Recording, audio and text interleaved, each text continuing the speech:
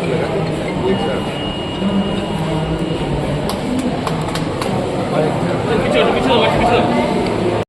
Doctor Narendra মোদীজির বেশি চীনে এবং হাবিল সরকার তিনি সরকারও তিনি hakul harapin bangla negara tapi berjalan ke akabak masam kita hampir sama.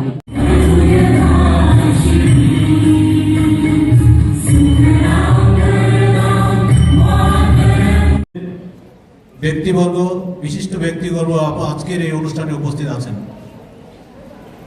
আপনারা জানেন যে দেশের মাননীয় और हमारे महिलाओं को स्वाभिमान से अपने परिवार को आगे बढ़ाने के लिए मौका मिले। तो इन चीजों में त्रिपुरा स्टेट गवर्नमेंट ने माननीय शाह के नेतृत्व में जो भी सहयोग की है, जो भी कार्यक्रम ली है, हर कार्यक्रम आप सफल होने जा रहा है। तो इसलिए मैं मानता हूं निश्चित रूप से 12 साल का जो उपलब्धि है, इस उपलब्धि को हमको मूल्यांकन करना चाहिए। ये कोई मामूली सफलता नहीं है, ये कोई एक दिन का 1 घंटा का सफलता का बात नहीं है। 12 साल की एक तपस्या की एक नतीजा है। जिस तपस्या में क्या क्या है, इंसानियत है, ईमानदारी है,